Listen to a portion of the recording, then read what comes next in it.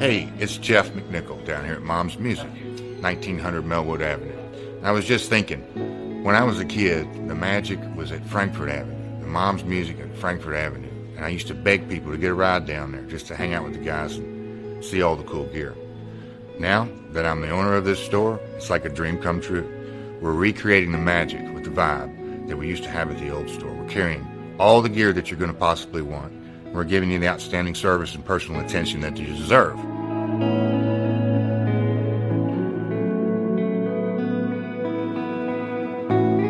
Yeah, so we've got the great guitar shop here. We're carrying USA Fender, USA Gibson, Paul Reed Smith, Gretsch, Jackson, Charvel, anything you could possibly want, we're going to have it for you. Mom's is and always will be Louisville's music store.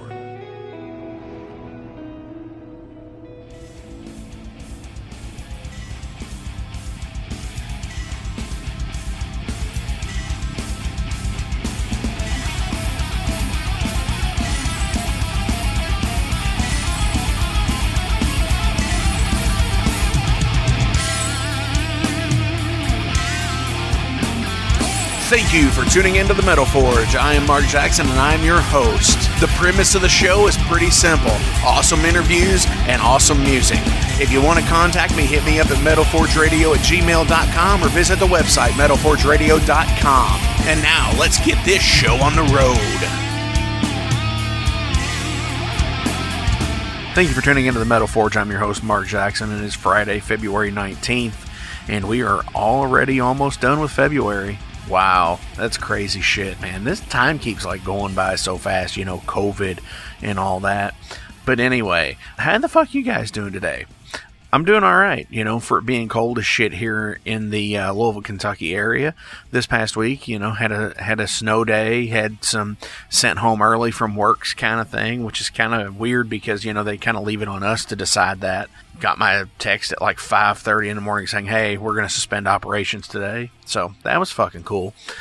Yeah, today, Tantivy from Wisconsin, you know, the wasteland, the barren wasteland of the north as it is, you know, kind of like that fucking frozen tundra in the United States. Super cool fucking band. Released here recently a 12-inch EP. Be sure to listen to some of those today on the show because I'm going to be playing a couple of tracks from it. But yeah, last week I talked about Metal Injection and Metal Sucks and Loudwire, all these fucking places, and how I've kind of said that they've become the National Enquirer of music and metal reporting because they only post these fucking ridiculous negative fucking features and shit, or positive features on somebody who's notoriously an asshole. There was a comment that was left on one of the pages from somebody, from a listener, and they were like, yeah, they've become the TMZ of metal. And it's like, you know what? They really have. And that's really probably a better way of putting it, because I think TMZ is more of a worldwide entity now than just like the National Enquirer or the Sun in the United Kingdom was at one time.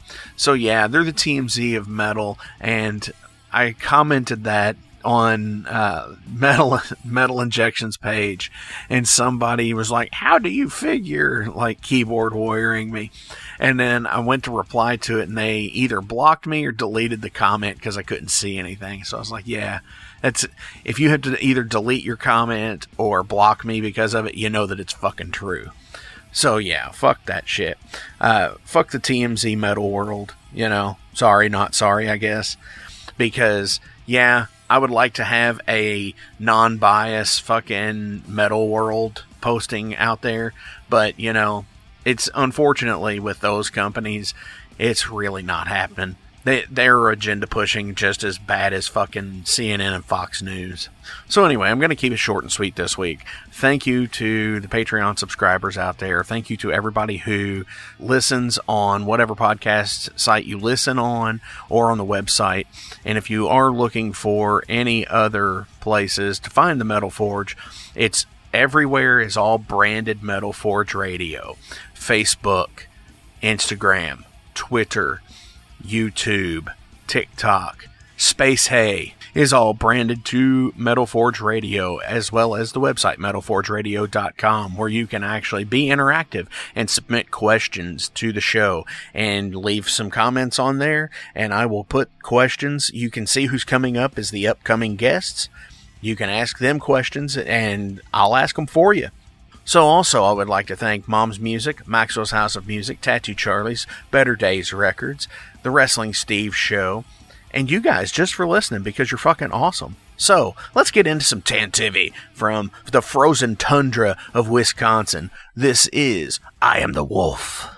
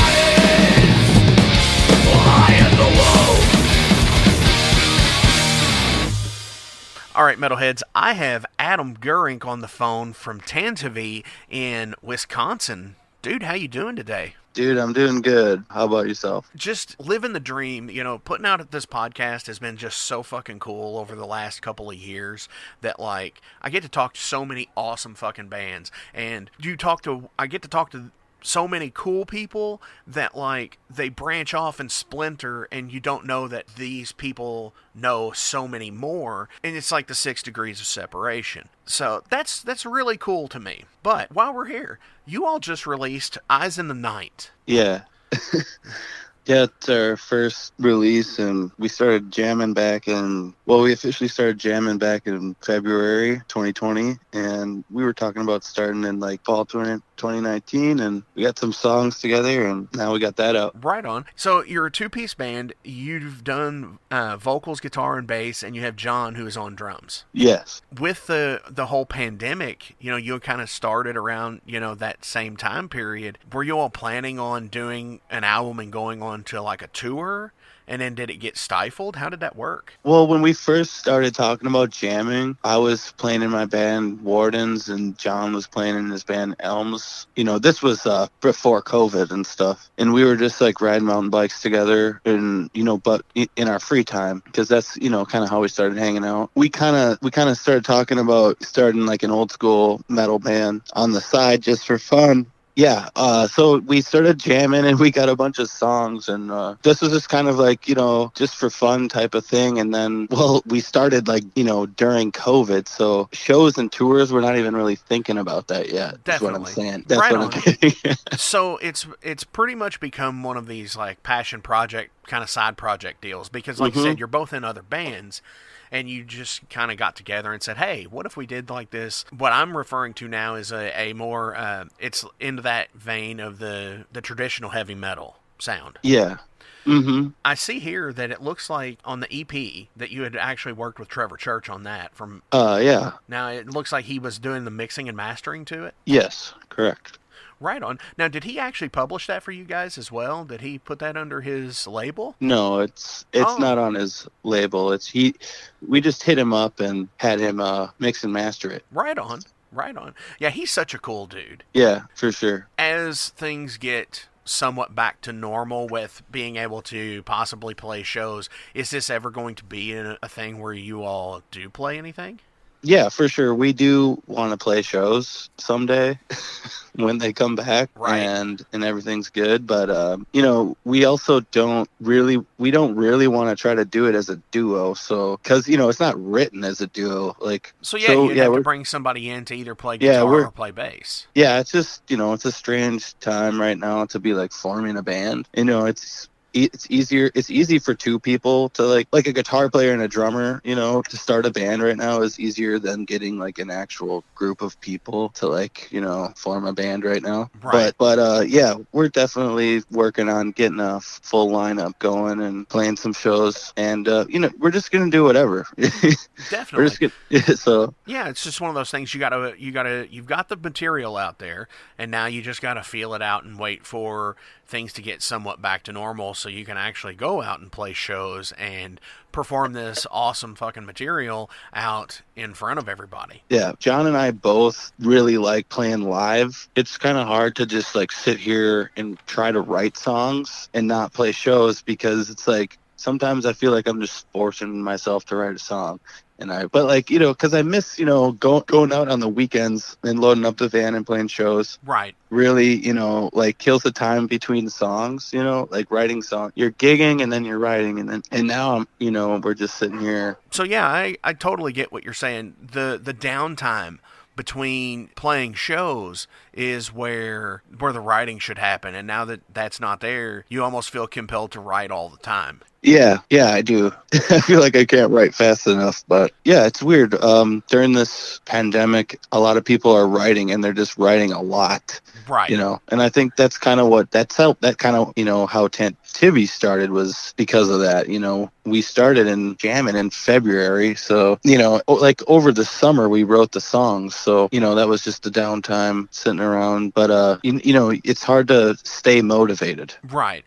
Well, and I think a big portion of that too is there's got to be a lot of quality control that goes in, because not everything that you're gonna write is gonna satisfy that need, I guess, of being a writer, being a musician. So yeah. You're gonna have to. I'm sure with the 5 songs on the EP, there's probably some that you all had written that maybe weren't up to snuff to. You knew when you had those 5, you're like, we've got to get these down. Yeah. We've got to put these out. Yeah, so when we first started jamming, we were going to, in our heads, we thought we were going to sound more metal. Like more, more like epic metal, and more like less punk and less rock and roll-y, I guess. Right. But, I was listening to a lot of Haunt, a lot of stuff like Megaton Sword, Eternal Champion, stuff like that, and I love Dio, and one of my favorite bands is 3 Inches of Blood. So, but, I also love Motorhead and stuff like Nepsi. So, but we didn't really intend on sounding kind of how we sound. It was supposed to be more metal. When we started jamming, just kind of started taking on a different feel, because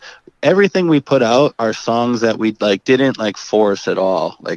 Just whatever comes up is, and whatever's fun is is what we end up doing. Right. And yeah, I mean, it sounds like what you're trying to say is that everything just had this natural feel to it. yeah, And instead of Yeah. forcing it into a box of saying, you know, this has to be thrash or this has to be heavier, this has to be heavier, it kind of took the shape of what it did, and it was the most organic thing that happened. yeah, Absolutely. See, that's super cool to me because I always like to ask like how people come up with their ideas usually, and how when writing a song or an album comes about, is it set in stone the way people do it? It's like, to me, I know tons of people, and I've been guilty of this myself, where we kind of just all get together on our own. You know, we all kind of get together with riffs that we brought in on the next session for the next album, EP, whatever release may be. Is that how you were doing this as well, or were you all in the same room? Or no. Well, I might come up with a riff, but usually, it would be, me and John in the basement just jamming. We just jam a random riff until one sticks. And then, a couple weeks later, I would have some more parts based off that one riff. And no, I get what you're saying. I don't know. Yeah. No, I get what you're saying. You all get together and you play, and based off of what you might be playing this riff in. Yeah, we might start off with like a pretty metal riff, and then a half an hour later we're doing like a jam band thing, and like some random riff comes up, and then we're like, this is like the least likely riff we would ever come up with or use, so let's use that one. It's usually the goofiest riff, or like whichever's the most fun riff. We just wait till that pops up, and then that's how we start the song. We'll base a song off that riff, and then a couple weeks later I'll have like actual parts for it that weren't just like jammed out, and then we start like writing the drums. Definitely. So that's when the real arrangement will happen. Yeah.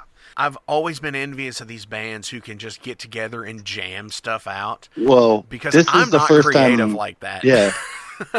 Well, I've been in a bunch of bands, and so is John. And for me, this is kind of the first time we've like just stuck with whatever. Like whatever this is the first time I've like had a band where like all the riffs are from like us just jamming, instead of like, a riff that I came up with and then was like, hey guys, do you like this riff? It's all the accidental riffs that we're keeping. Right. Those are all the ones that make you laugh at practice, and you're like, oh, we should do that riff. And it's like, no, let's do it. Right. It sounds like at this point where most of us in bands tend to be like, yeah, but I wouldn't do, this band doesn't write stuff like that. It sounds like at this point you're just kind of letting that guard down and just saying, you know what? Who the fuck says we don't write that? We can write whatever we want. Yeah. I mean, a lot of bands do whatever the fuck they want and stuff, but just as far as like genre wise, like we accidentally, I'm not that we're like super bluesy, but like that the whole rock and roll vibe was like unintentional. And since we started like letting that slide more, because like I said, when we started, we thought we were going to be like maybe more thrashy and more metal, Right. You're fitting the image. But like when we jam, it's just, it's hard to stay focused on just being like, we need this to be mean and thrashy. So like we'll drift off into like we just like jam riffs. And, that's where this all comes from, is like we just stopped giving a shit about like what kind of band should we be. Sometimes we tune down to B and like play weird like stoner metal or like D-beat crust stuff, and we'll tune back up and be like, no, this is where we need to be. Right. Well, it sounds like you've got a pretty good hold on all of that, actually. Especially with, the EP, because it's fucking badass, obviously. Well, I'm glad you like it. All right, we're going to take a real quick break. We're going to come back with more Tantivy here on the Metal Forge in the frozen tundra of Wisconsin. Rock out. Since 1973, Tattoo Charlie's has been an established body modification studio in Kentucky, featuring world-renowned artists and piercers, currently with locations on Preston Highway and in Lexington, a staple point in the tattoo community. Learn more at TattooCharlies.com. Set up your appointment today at 7904 Preston Highway. Our tattoos are done while you wait. Hey, it's Mark Maxwell at Maxwell's House of Music. Listen, all this stuff is now available to purchase on our website. Check it out at maxwellshouseofmusic.com. We carry all the top brands, like Fender. We got Gibson. We also have basses. We've got ukuleles. We got drums. We've got sound gear. We've got keyboards! What comes next? Because of the no shows deal, and I know this just got released about a month ago.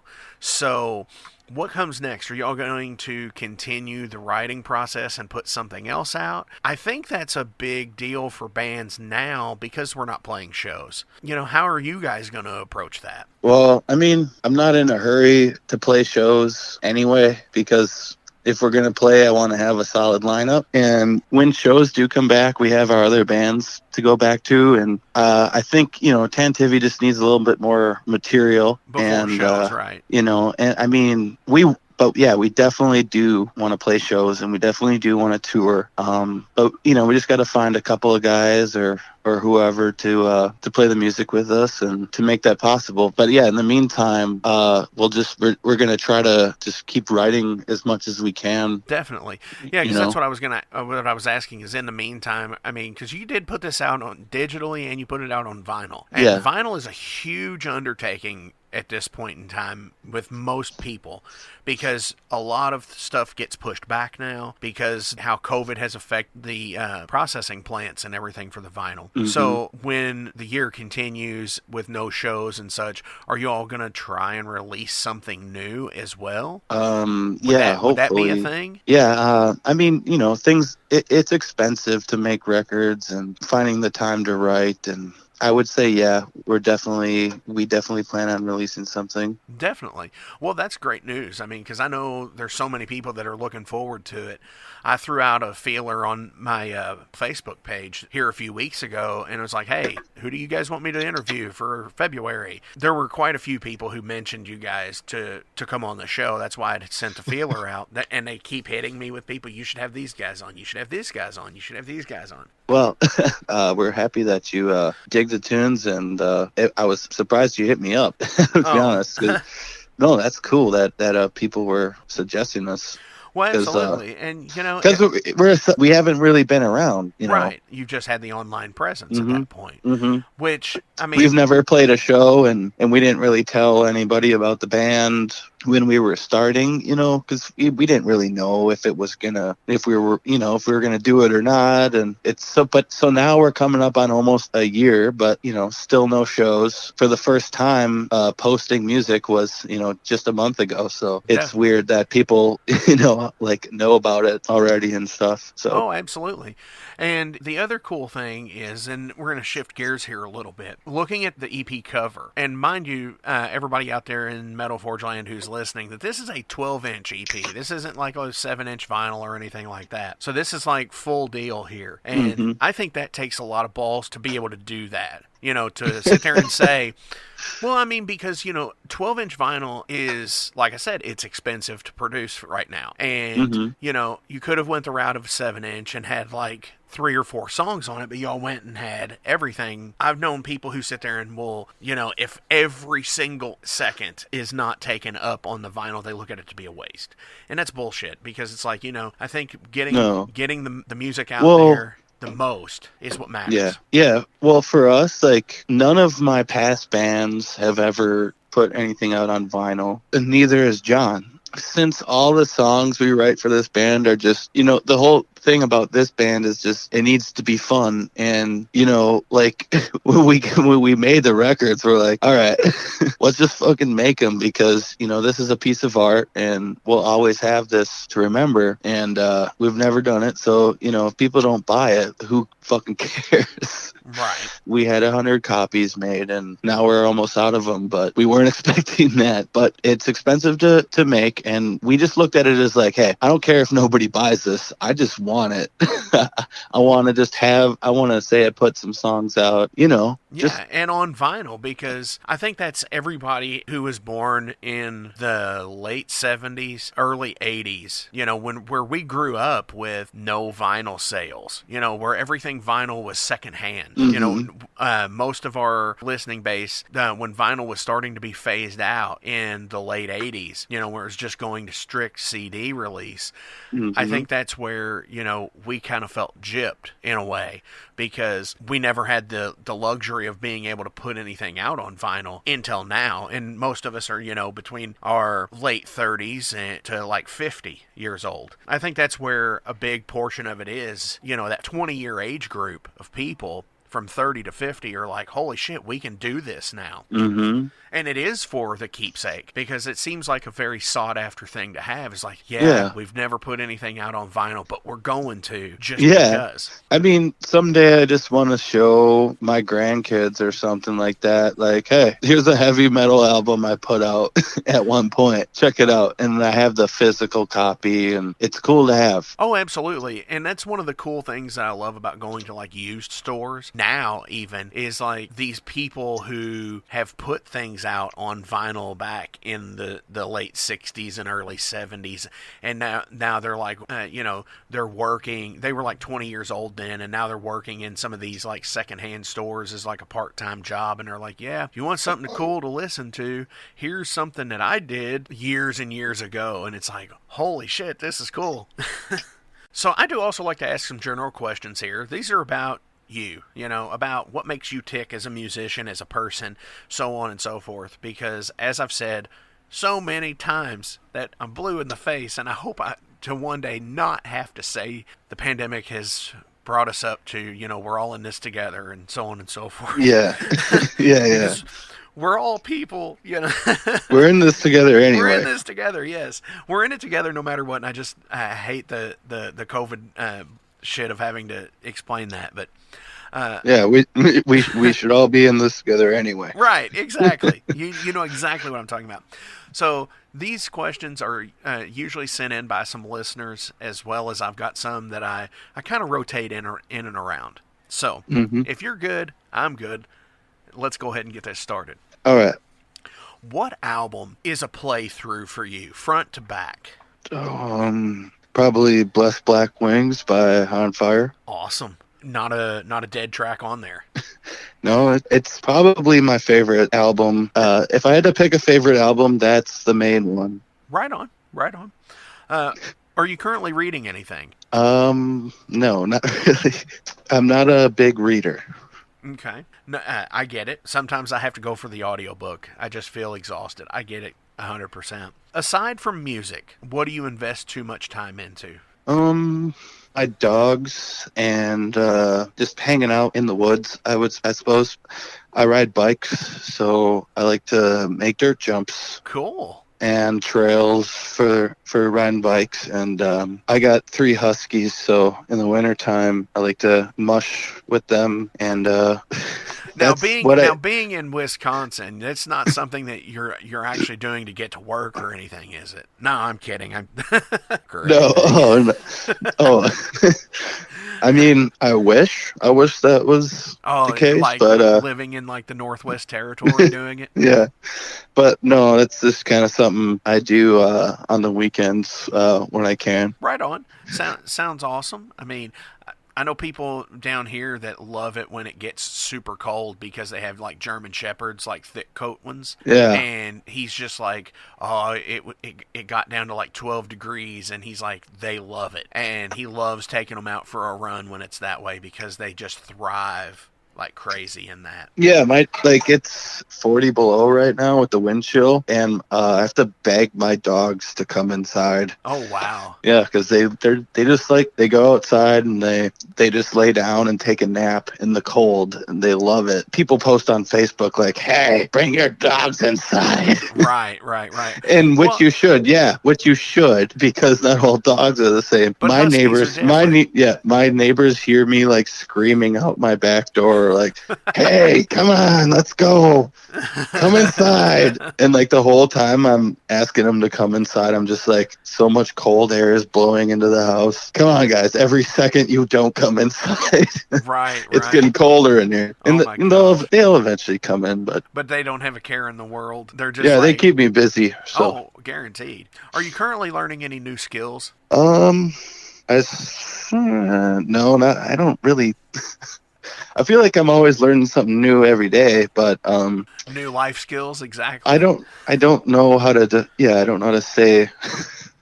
I haven't taken on anything new in a while. Right on. So, but learn something new every day. But it's cold as shit up there right now. So Yeah, it's cold. So I mean, so it's kind of hard to learn anything new. Learn how to fix stuff. Learn how to build stuff one day at a time. Definitely. What is the worst advice you've ever received? The worst advice? I don't know, because you never remember bad advice. I don't take advice from very many people. It's hard to remember the worst advice for me. To be honest, I don't know. I just really don't know. I don't really. I mean, there's things I wish I wouldn't have done, but. Right. All right. Well, no, it's all good. We can move on. What's the last thing you watched on YouTube? It's a Cold Night for Alligators by Rocky Erickson. Yeah. Mostly music on YouTube and bike videos yeah. Today I've been listening to this Rocky Erickson guy. Had you not heard him much before or anything? No. Check out the other stuff like the 13th Floor Elevators and stuff like that. Okay. Yeah, because that was the band he was in. Okay. What song or band do you never want to hear again? I never want to hear Hole in the Box or Man in the Box, whatever it is. Yeah. I hate that song. It comes on the radio. I don't listen to the radio much, but at work I do and stuff.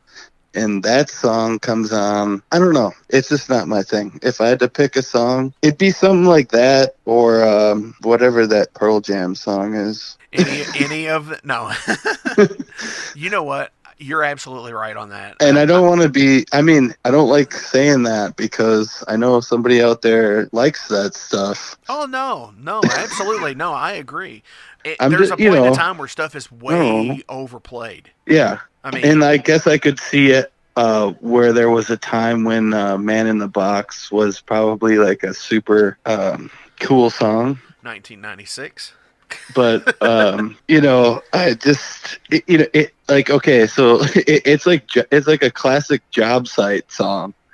And, I'm on a job site all the time, and like my coworkers will be like, yeah. Like, yeah, this song fucking rocks, man. You're a rocker, right, dude? Oh, I know. And I'm just like, no. No. Hang out for a second, Adam. We're going to come right back. We're going to talk some more. We're going to then jam out with some Tantivy here at the Metal Forge. Hey guys, Wrestling Steve of the Wrestling Steve Show here. So if you're currently listening to the Metal Forge with Mark Jackson, then you understand that Mark Jackson has a pretty discerning taste when it comes to music as a whole. You'll also understand that he has a discerning taste for professional wrestling, just like me. My show is called The Wrestling Steve Show. I talk about modern and classic pro wrestling in a completely unbiased, unfiltered way. Be sure to check me out on all available podcasting platforms. That is The Wrestling Steve Show. And I am the host, Wrestling Steve. Just remember, like Confucius said, man who goes through turnstile in Thailand is going to Bangkok. Pro wrestling. Worst album by your favorite band? The worst album by my favorite band? Well, then I have to pick a favorite band. That seems to be a big thing, actually, where everybody says, well, now I have to pick a favorite band. I get it. But like a band that... how about, okay, let's pick a worst album by a band that I like. Instead of my favorite. That'll work. If I had to go, see, I just don't want to say anything mean about anyone. No, I get it. I mean, Okay. it doesn't have to necessarily be rooted. It could be like the Alice in Chains thing. It could be that it's been played out, But what? Well, I I just straight up don't like Alice in Chains. Right. But out of a band that you're a big fan of, what is the album that just doesn't do it for you, that you wish they didn't put out? I don't want to say that either. I don't, that's their art, and they, okay. How about, let's say The Sword. Okay. I liked everything up to, Warp Riders. Interesting. And then I don't like whatever they're doing now. The direction that they went after Warp Riders. But the same thing is like, I like what they're doing, but, I don't know. They have every right to play whatever type of so like Warp Riders, you could tell that they're like getting like a softer rock influence going there. Right. And I like ZZ Top and Thin Lizzy and stuff like that. So I was like, cool. But what I really like The Sword is for their like super heavy stuff on the Age of Winters and Gods of the Earth. I really like that crushing fucking doomy rock stuff they did. And then when they got lighter, just right. Some of that classic rock stuff just gets a little bland. No, I get it because, But at the same time, I'm like, oh, they're probably just hanging out listening to like some really good tunes, and they're like, hey, let's do this too. So they're just, having fun doing their own thing. Oh, definitely. No, I absolutely get what you're saying. Those first three albums there, like we had mentioned before, Gods of the Earth, and up to Warp Riders, and then this one that they put out like 2 or 3 years ago, Used Future, I wasn't a huge fan of that. I thought it was completely different than even Warp Riders for that matter. And I was just and that was the tour I saw them for the first time on. And I was like, man, for one, they played an extremely long set, like at least 30 songs, it felt like. Oh my gosh, this is like forever. And it just kind of was daunting. So no, I completely get what you're saying with The Sword like that, for sure. And it's not negative. It's just one of those things where it just doesn't do it for you, like it doesn't do it for me. I get it. Yeah, no, I do admire them just doing whatever they want. So for sure. What is something that you've always wanted to do that you're not coordinated enough to do? Lead guitar. Understandable. Yeah, I wish I was better at lead. Something that I'm not coordinated enough to do. Mostly just lead guitar, I suppose. Right on. I can get behind that. What was the first concert you ever attended? It was like a Beatles cover band with my dad by our skate park in Wausau. Right on. If that counts as my first like show. Yeah. He took me to go see like this reenactment Beatles band, and I was like really into Twist and Shout. I was like, damn, that's the most rockin'est song. I still like that song. And I was like, I fucking love that song. Are they gonna play it? And my dad's like, yeah, just wait. I don't know if they ever did it, but because there's a lot of Beatles songs, and when you're a Beatles cover band, I'm sure that's pretty demanding. But I don't think they ever played it. Definitely. What is a food that you cannot stand? Mushrooms. Right on. I mean, cooked mushrooms. I don't know. I can eat them if they're plain, but the smell of mushrooms frying up in my kitchen, I don't like it. Definitely. Yeah, it's definitely something different about it. I get it.